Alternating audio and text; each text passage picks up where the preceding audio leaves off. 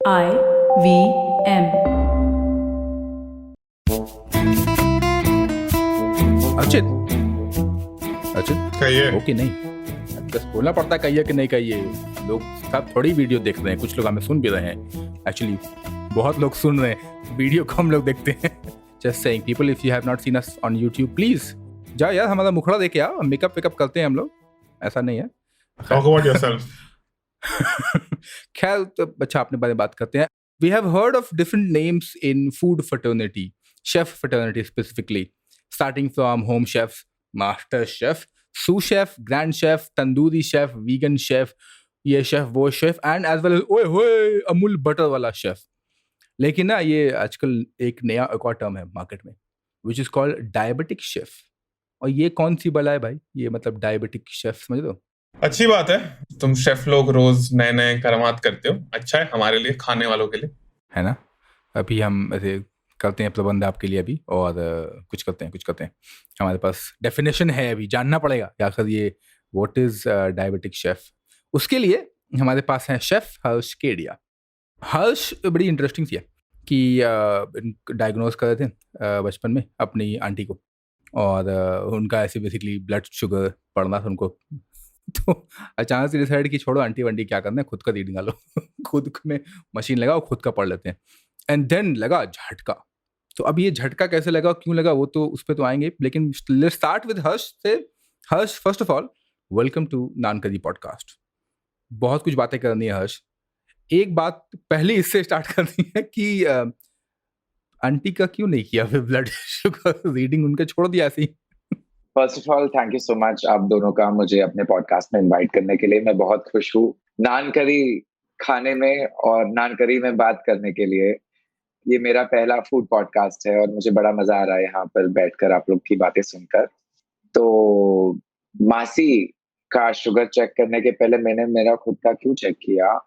मैं स्कूल से आया था थका हुआ, और देन मासी बिंग मासी बेचारी, मेरा पैर दुख रहा है, मेरा हाथ दुख रहा है, मेरे को ये हो रहा है, मेरे को वो हो रहा है, और मैंने बोला कि आज थोड़ा चिल कर लो लाइफ में आप लोग, लाइक काफी साइकोलॉजिकल होता है। एंड देन नाउ दैट मुझे खुद को है, मुझे मालूम है कि उसके कॉन्सिक्वेंसेस रेपरकशन क्या होते हैं। ठीक है, तो 14 इयर्स ओल्ड, 8th स्टैंडर्ड में होऊंगा तब मैं निकल गया, स्कूल से घर आया, फिर मेरी मशीन हाथ में थी, मैं दादी को करता था, मम्मी का चेक करता था, साल में एक बार पापा का, बिकॉज उनको भी चेक करवाना होता था वगैरह, लाइक नॉर्मली काफी यूज्ड टू था। तो मैंने बोला यार अब उंगली तो करनी है, लाइफ में खुजली बड़ी आ रही थी हाथों में, मैंने उठा ली मशीन, मैंने खुद को चेक कर लिया, tested my self.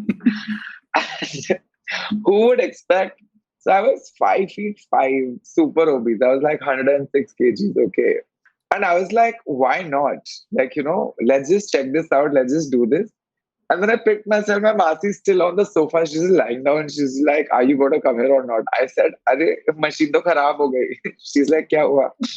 I said, meri reading 196 aa rahi hai. And then I realized that telling my Masi meant telling my mother and the entire family, which meant a lot of things. Because my mother has been diabetic for over almost 20 years now.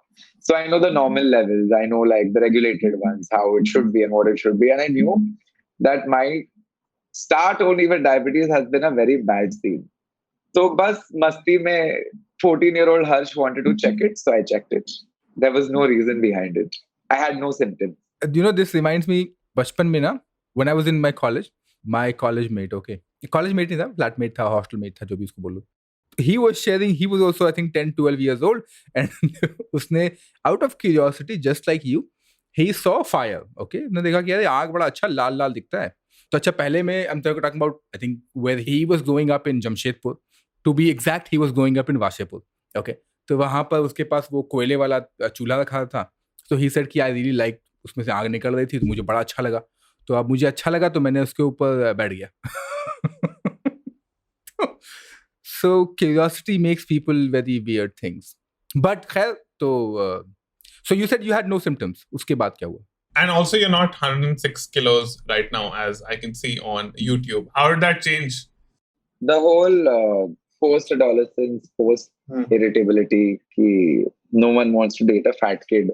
So I was like, why should I always stay behind 3 steps because of my weight at like shows, plays, events? And I was just like, let's lose some weight. So when I went to uni, I realized that just before uni, rather 12th grade holidays, I started like not in the best healthy way, which I don't recommend anyone anyway. But I lost a staggering 40 kgs in 2 years. And I, two, 38 ho gaya, 38, 37, which, something like that. And by the time I reached my second year of college, I was just like, wow, went from waist 38 to 28.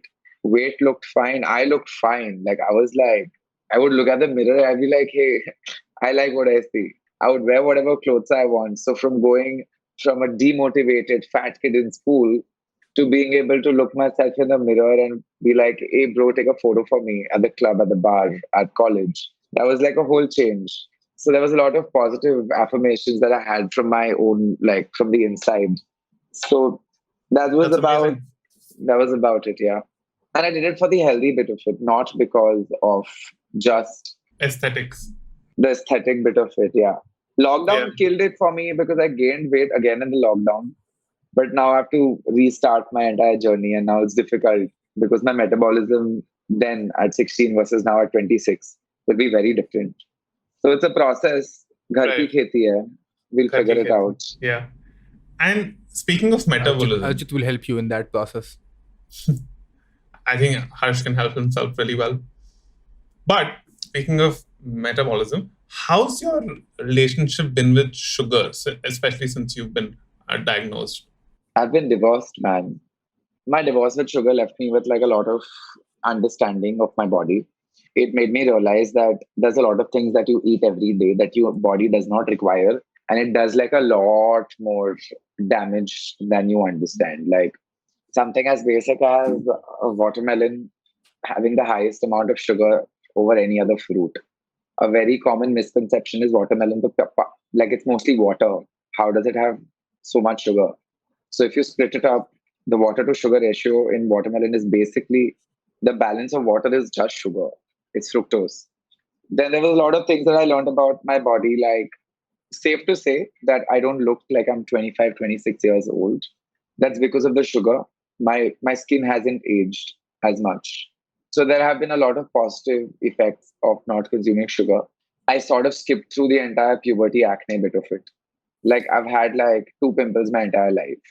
I kid you not, like everyone around me was just like having breakouts and stuff, maybe for other reasons also. But my doctor would tell me that it's because you're not consuming a lot of sugar or any form of sugar in your body. You're Right. missing out on like oilier skin or like breakouts and like different kinds of stuff. Metabolism was accelerated because of lack of sugar in the body for me specifically. Apart from that, I wouldn't have to share desserts with people because everything I would make would be sugar free. So instead of feeling bad about मैं तुम्हारा cake नहीं खा सकता, तुम मेरा cake मत खाओ, मैं खुद खा लूंगा of sorts. Right. So I've been making my own desserts without sugar and then having them. So a lot of learning, and then everything I do today and all the growth I've had as an individual. The reason why people know me is because I quit sugar at 14 and I made something out of it. Right. And that's awesome. My relationship with food has also been not similar, but interesting. I have a history of diabetes in my family, and I decided कि चलो देखते हैं एक हफ्ता if I don't have sugar तो क्या होता है. So for 1 week I quit sugar, and I realized and learned so much from that 1 week. I realized a lot of us are addicted to sugar.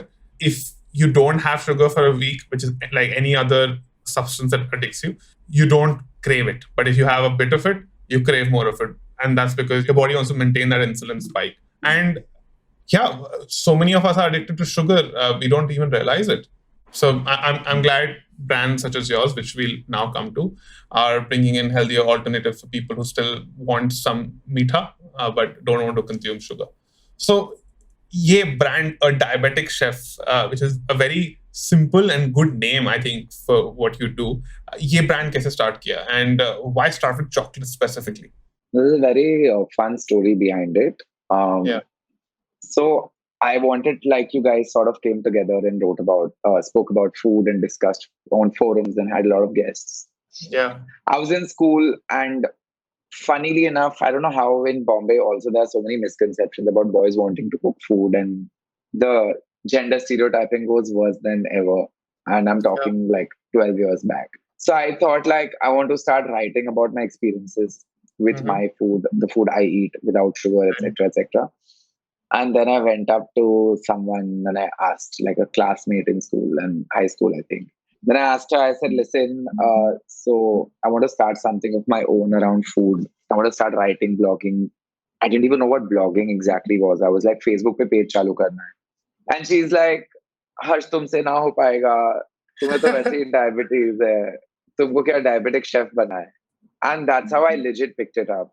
And the pages were created in 2013. Okay. So it's now been 9 years. I haven't left the name. I'm just like, Wow. you prick me and I use it. Like that. I am so glad that that insult had come through that day. Right. Also, I feel like on a branding perspective purely, it works really well because it's straight up on point. People just know, like, a lot of brands have like French, European names and things to add on to like a patisserie or like anything for that matter under the sun, like yeah, so there's a lot of nuances to like branding and stuff like that. So when we were restarting 2 years back, I was asked this question 3 times by 3 different people who are currently my mentors. They were like, Harsh, are you sure you don't want to change the name? I said, no, I'm very sure. They said, what if you want to move from like diabetes as a niche? So my answer was very clear. I am diabetic. My population, my community is diabetic. And what I've realized over time is that there is no brand in the world right now that specifically caters to diabetes and sweets. Like there's no niche company like specifically towards diabetes. There are brands who make a chota sa side product which is sugar free or call it diabetes friendly, and they'll add like some jaggery or they'll add some khajur to it, like and make it sound like it's without sugar, but it's without like real sugar, tabletop sweeteners and stuff.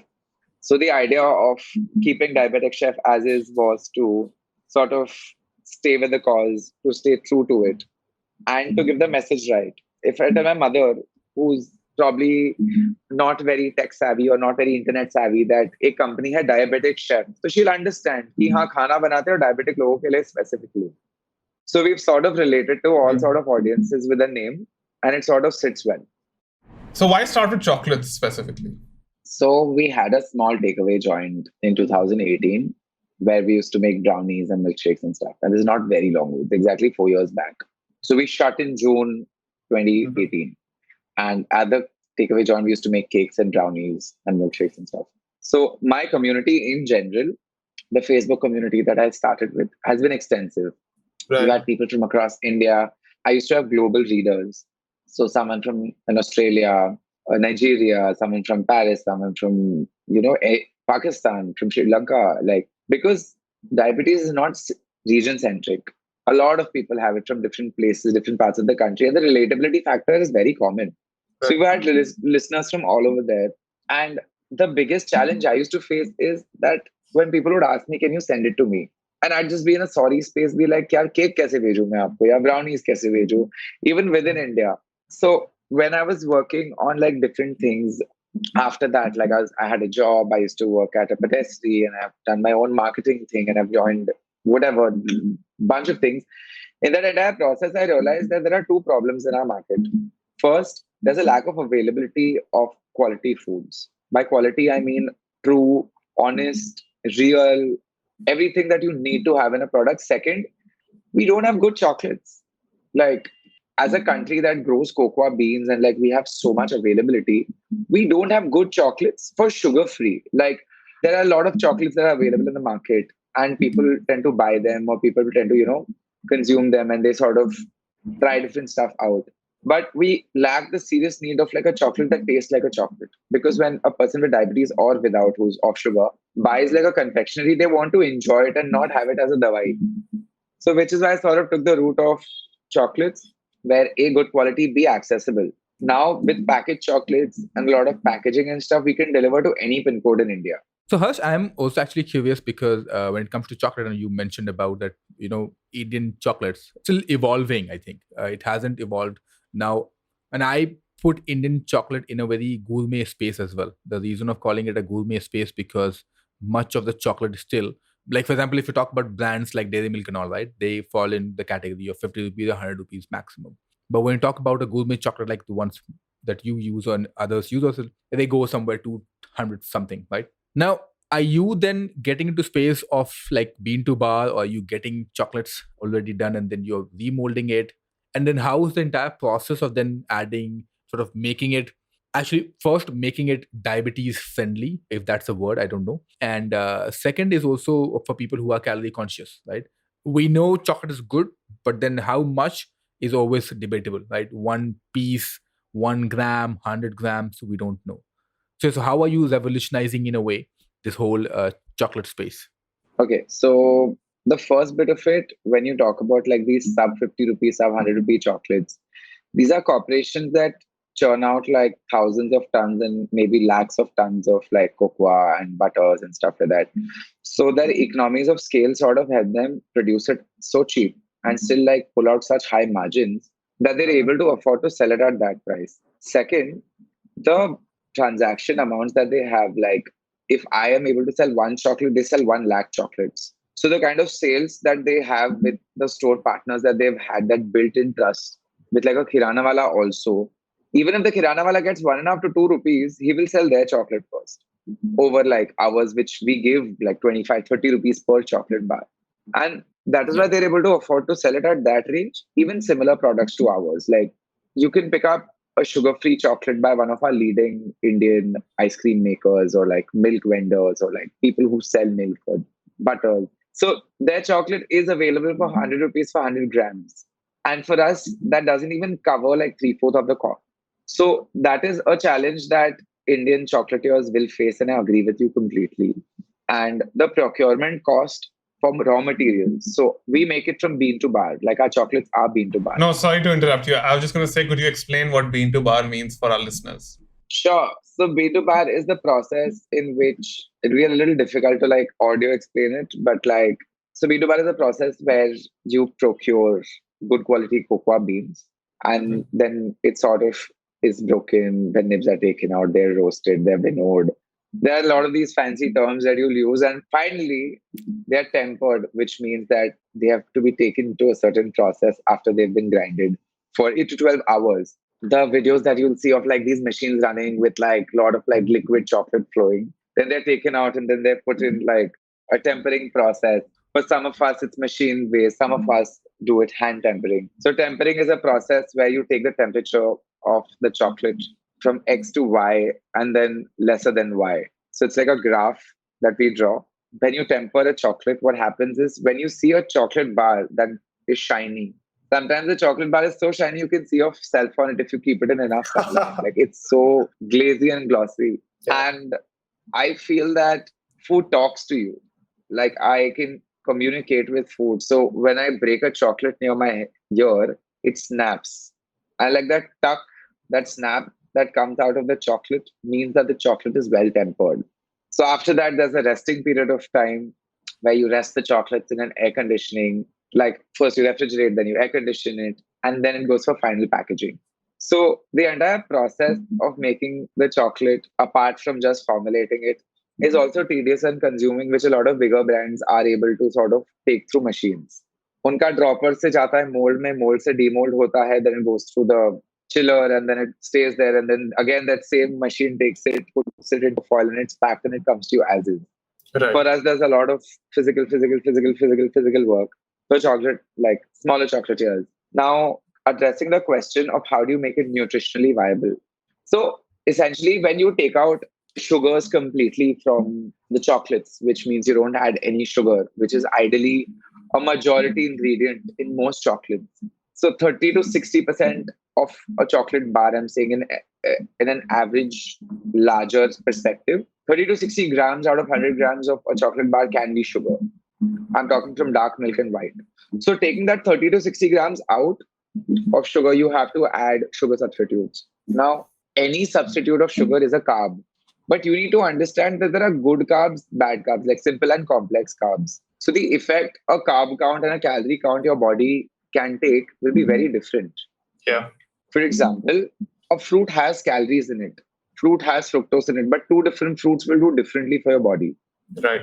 Like a multigrain sourdough will also have a set number of calories, so will a white bread. But the effect either or will have on your glucose levels will be very different.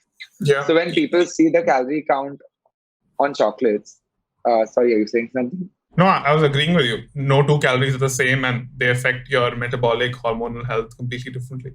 Apart from that, when you're using like stuff like cocoa butter, which we Right. use regularly, it does contribute to fat. It does contribute to your carbs. It does contribute to a lot of factors. And then people ask us, calories, of course. And then customers will ask us that why is your chocolate 500 calories and this chocolate is 350 calories? What they don't realize is that the calorie contribution comes from the best quality cocoa butter. It comes from the best quality ingredients that have been added. Like, for example, our bestseller is a cranberry dark chocolate, for instance. Now, the cranberries have been freeze dried and then they've been added. So, cranberry as a berry will add to your calories, right? Yeah. The chocolate in itself will, the cranberry will, but people need to sort of balance out that the cranberry is high in antioxidants. It's very good with like your potassium and like different things that it sort of contributes to your body, which is in a way giving you those calories, but they are good calories. Like, I don't think there's a problem or it does not spike your insulin when you consume cranberries because ideally they're excellent for diabetes. So the entire breakdown in totality for any food product sort of comes in from the ingredients and the quality of ingredients rather than just the carb and calorie count and the protein count and the fat, which is of course very important. It's not the deciding factor. So yes. Right. And use stevia in your chocolate. So stevia, also known as meethi tulsi in Hindi. How is it better than other sugar alternatives which are artificial? Stevia is natural. Apart from that, what made you take the stevia route? So with respect to stevia, the thing is that there are two parts of it. One is a complete meaty tulsi that you add into like your chai and stuff.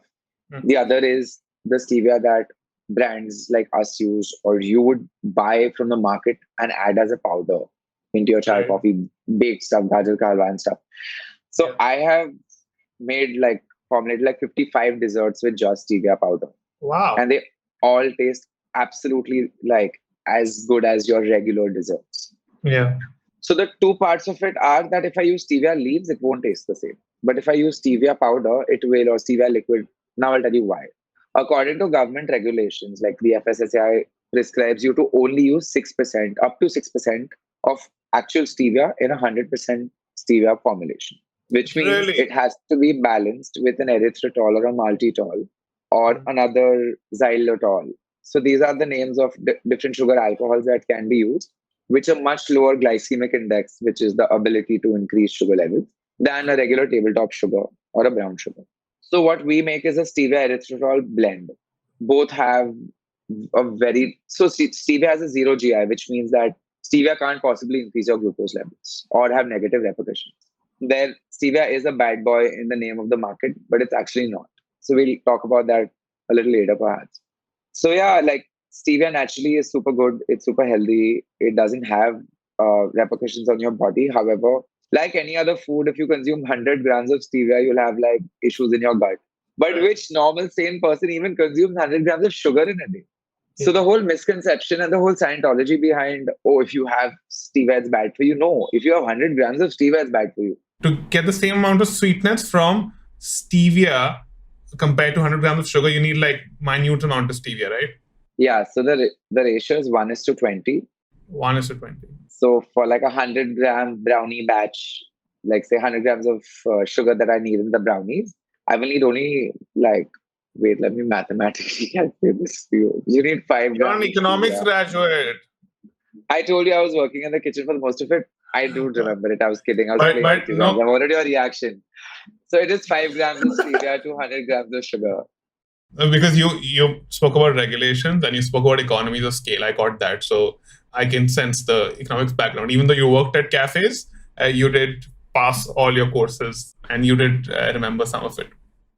I passed with 60% marks. So kids, you can do anything you want in life alongside college and make it wherever you want to be. Cool. On that note, let's take a teeny tiny break. Hello, everybody. It's been another awesome, great week on the IVM Podcast Network. On The Habit Coach, Ashton talks to author, speaker, business leader, and investor S. Venkatesh. They discuss the power of creativity and their philosophies about it. On The Wire Talks, Siddharth talks to Wendy Doniger about her book An American Girl in India, Letters and Recollections from 1963 to 64. On Cyrus Says It's Cock and Bull, Cyrus, Shreyas, Harsh, and Antariksh discuss the claims of Delhi air pollution reducing your life by 10 years. On Pulyabazi, Pranay and Saurav debate whether government policies have made the media dependent on advertising. And on The Longest Constitution, Priya analyzes the employer's responsibility in the Bhopal gas tragedy case. We got some exciting news for you. IVM Podcast has just launched its merch line, and you should check it out now. Head over to the IVM Podcast website, that's ivmpodcast.com, and click on the Shop tab to check out our first collection of t-shirts. Also, do follow us on social media. We're IVM Podcast on Twitter, Facebook, Instagram, and LinkedIn. And remember, if you're enjoying this show or any of our other shows for that matter, please do tell a friend. That really does help. Don't forget to rate us on any of the platforms you're listening to us on. And also do remember, you can check out a number of our shows on YouTube. You can go to ivmpodcast.com/YouTube to get a list of the channels that we are keeping active. We also are doing a small listener survey. If you could go to ivmpodcast.com/survey to fill this out, it'll just take a few minutes and it really helps us out. And finally, we'd like to thank our sponsors this week, SBI Life Insurance, Apne Liye, Apno Ke Liye. Jupiter, a digital banking app. Capgemini, get the future you want. Intel vPro, built for business. And Intel, future but now wonderful with Intel-powered laptops. And we're back with Harsh Kedia, the diabetic chef. And Harsh, what are your plans for your company? You've launched chocolates. What's next? So a slight addition there. We don't do just chocolates. We have packet stevia. We have apple cider vinegar gummies. So we have India's first zero sugar apple cider vinegar gummies. We have green coffee and hazelnut chocolate spread. So we do a bunch of different things, but sort of realized over time that not every brand works at full capacity for every sort of product. So what's next is another series of chocolates that are going to revolutionize chocolate habits in India, because we'll be launching certain flavors of chocolates that no chocolatier in India has yet. So there are like a total of 2 international brands who make a flavor, and there's one name that we chant when we see another flavor, and then there's too many cliffhangers here. And there's one brand who makes this dessert flavored chocolate. So there's like a lot of things happening on that front. Also, I can officially announce that we'll be doing kulfis very soon. Kulfis, damn cool. Is it frozen kulfi chocolate based or is it just normal? It's malai and roasted almond kulfi. Lovely. Oh, wow, lovely. My personal opinion that stevia works better with cold desserts rather than warm ones. I've tried using stevia in gajar halwa. It hasn't worked for me, but it's worked for me in milkshakes, ice creams, and whatnot. I'll send you a recipe of a gajar ka halwa that is going on in the next book. So the catch with gajar ka halwa is you add it after it's done, not while cooking it, because stevia can crystallize. Because you don't ever buy stevia as stevia, right? You buy it with an erythritol mix. So whenever you have stevia at home, just turn it out and check. So it's a blend. So you never boil or cook with stevia. You add it once the dessert is sort of cooling down. So that's about stevia. But don't send him the recipe. Ask him to buy the book. Once the book comes out, then he will buy the book. I'll make you guys buy the book. Don't worry. Right now, I'm just sending it so he can try it out. Acha. Abhi gajar ka season nahi hai, lekin. I mean, hey, of course, you can have the gajar halwa. Whom am I kidding? You can have gajar halwa anytime you want. Yeah, with the kind of farming and with the kind of everything that we're in, I think all fruits and all vegetables are available in some or the other form through the year. So Sadaf was telling me earlier that he was doing some research on Indian chocolate, and he realized that Indian chocolate is not typically known globally like, say, Swiss chocolate is or Belgian chocolate is, even though you mentioned good quality cocoa beans are available in India. Why is that the case? And you see that changing? Yes. So the thing is that making chocolates it's not an origin of India. It's not like a passed on trade practice. And for certain countries it is. So the authenticity behind making the chocolate, the process is the beans, is different for different people. However, you can't take it from India how expansively we've grown as a country that makes exceptional chocolates. There are two reasons to it. One is because it's unexplored. The reach that we have as a country in terms of placement of our chocolates outside is limited. So a foreign national who comes to India, buys chocolates, eats it, knows how good it is. But a lot of brands are not able to reach out of the country to sort of place it there to prove, like we're not here to prove a point, but to prove that we are as competitive as any other brand is out there. Now, second part is that now I'll ask you a basic question, Archit and Siddharth. You get kesar across India, but the kesar in Kashmir is kesar in Kashmir. Belgian cocoa and the Swiss cocoa and the African beans that you get are those beans. Right. We do have excellent quality grade beans in India, but are they the same? No. So eating a butter chicken in South America versus eating a butter chicken in Punjab will always be different. Similarly, having a chocolate outside and a chocolate inside the country isn't the same. However, we're growing, we're expanding, and we're doing a great job to sort of suffice local needs in terms of quality.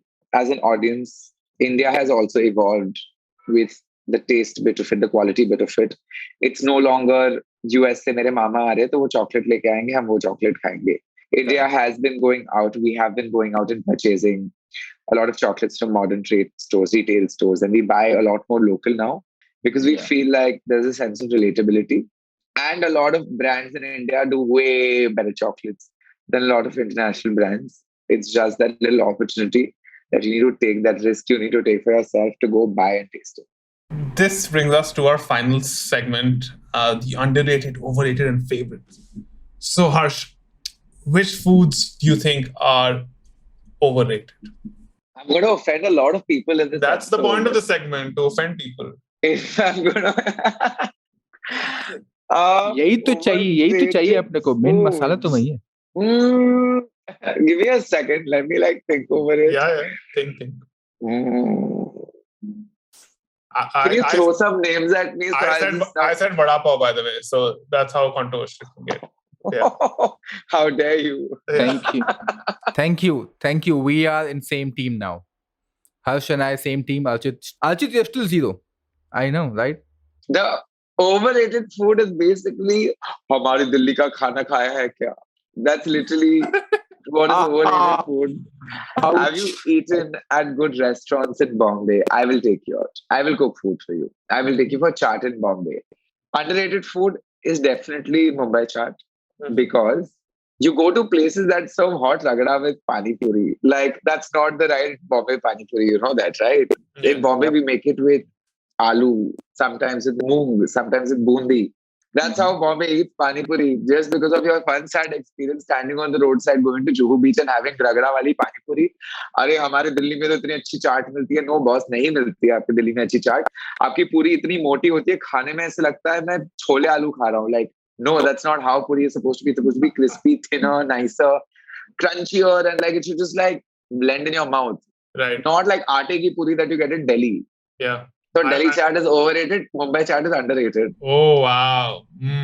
This is a typical Delhi versus Bombay food. Yeah. We like it. I mean, I don't agree, but I like that you have a strong opinion on this. But also underrated food, I think I would go for misal. Misal pav. Good misal pav is... Yeah. It's great. I would also put misal pav as underrated. I don't know why. I don't... The first time I had misal pav, I was like, ये gravy में नमकीन क्यों डाल रहे हैं? As a Delhiite, when I went to Bombay, I was like, gravy में नमकीन डाल रहे हैं क्या है ये? But that's pretty good. Yeah. Yeah. Recently, abhi, I was in Bombay 2 weeks back, and I went to Aswad, which I think is in town. And there, I was just roaming around and eating food in different places. My food mentor, she's like, oh, you should try misal here. I said, I don't like misal.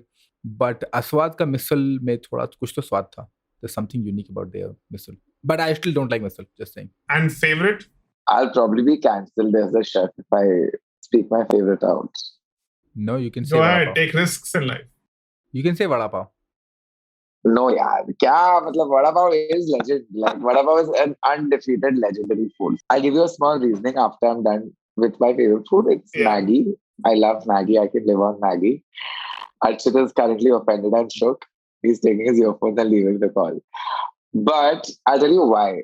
So, Maggi is celebratory to me because I would get it once in a month while I was diagnosed with diabetes and over and above that. And it was my favorite celebratory snack. So if I performed very well in school, mom would allow me to eat Maggi, or if I did my homework on time, and then I would be allowed like a little bite of Maggi, like so all of that. So it's something that you've been restricted sort of eating for the longest time. It's a forbidden fruit for me. But I love it. Like, I kid you not, guys, when I woke up at 9 a.m. and the Forbes list had come out at 5:30 a.m. Like, very random time for these guys, considering we have a very close time zone. To release it at 5:30 a.m. The list has come out at 9. I've woken up at 9:30. At 11 o'clock, I'm like, Mom, Forbes 30 under 30 mein naam aa gaya, abhi Maggi khila do mujhe aaj. And she's just like, you're so strange with your demands. But apart from Maggi, I love chole samosa. I love sushi. I love a lot of things around prawn, and of course chaat. So these are like 4 things, but Maggi is like top of the chart. Literally top of the chart. Yeah, top of the chart. But not like stupid Maggi people eat, like with mayo and Szechuan and like the things that they've been doing with chocolate. Like, I'm talking about like regular Maggi. Yeah. With slight amount of butter and red chili powder. That really does the magic. Not Fanta Maggi, Coke Maggi. Rooh Afza Maggi भी आता है. Ruh Afza Maggi, yeah. क्या कर रहे लोग खाने के साथ? Cool. Those are very interesting answers. But before we let you go, any tips on cooking with stevia and making healthy desserts? Okay, so if you're starting with stevia, it is very tricky in terms of the proportion. So, firstly, remember that stevia can't be added in heaps and spoons. So you have to add it in like proportional quantity. So 1:20 is ideally the proportion you must follow. Second with stevia is that thoda kam dalo, taste karo. If you don't like it, then add a little more. Because what happens is the minute stevia is ज़्यादा, it's not ज़्यादा मीठा हो जाएगा, ज़्यादा after taste आएगा उसका. जबकि आप सही amount में डालोगे ना, तब आपको after taste नहीं आता है stevia का. Next is that you should prefer ending it with stevia, not cooking it with or boiling with stevia. Because it sort of evaporates, the taste sort of goes away, it crystallizes, and people are like, oh, it leaves a bad aftertaste. Last is buy good brands of stevia. I'm not saying buy my brand of stevia, I'm saying buy good brands of stevia. Why? Because A, they are made without chemicals. B, they don't leave an aftertaste. So good grade of stevia, good brand of stevia, price competitiveness, everything works well. And please quit sugar. That's my only concluding statement. That's a very strong concluding statement for everybody who loves sugar. Super. Thank you so much for doing this. Where can our listeners find you on Instagram and Twitter? So you can find me Instagram at Chef Hersh Kedia, alternatively on a diabetic chef. On Twitter, I'm not too active at this point, but you can find us on Twitter at a diabetic chef. Got it.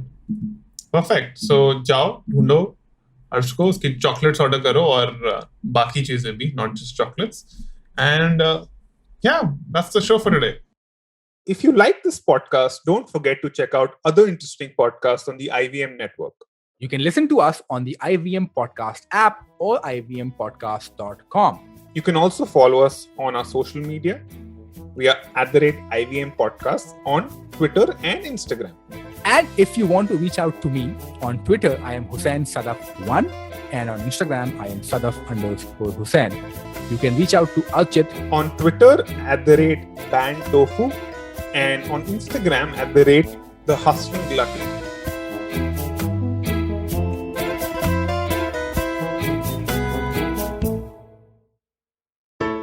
There's a quick survey to fill out on ivmpodcast.com/survey. It lets us know a little bit more about who's listening to us. And you know what? We're going to do a few prizes. So, we'll do a random drawing of maybe 10 people and we'll send you all some swag. Remember, that's ivmpodcast.com/survey where you can fill out the survey.